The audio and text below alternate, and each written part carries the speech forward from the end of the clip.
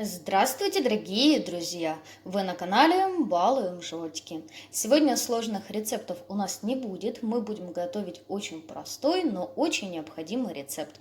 Сегодня будем готовить омлет. Хочу с вами поделиться замечательным рецептом, как приготовить вкусный омлет. Рецепт универсальный, можно готовить как на сковороде, так и в духовке. Сегодня я буду готовить омлет в духовке. Для приготовления я возьму 6 куриных яиц, и на такое количество нам понадобится 1 стакан молока и соль. Вот и все продукты. Берем миску, где будем готовить омлет, и сюда разбиваем куриные яйца.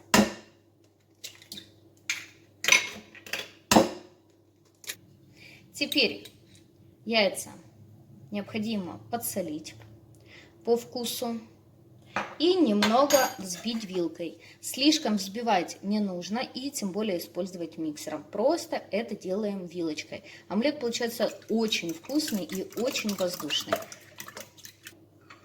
Вот так вот просто все перемешали. И теперь добавляем молоко. На такое количество беру стакан молока приблизительно. Если вы готовите с меньшего количества яиц, конечно, делите продукты в тех пропорциях. И теперь перемешиваю. Ничего больше я не добавляю. По вкусу можно добавить в омлет зелень, колбасу, все то, что вы любите. В принципе, для омлета у нас все готово. Если вы будете готовить на сковороде, отправляем жариться омлет на хорошо разогретую сковороду. Если будете готовить в духовке, как я сегодня, берем форму, и форму необходимо смазать растительным маслом. И теперь сюда все это дело выливаем.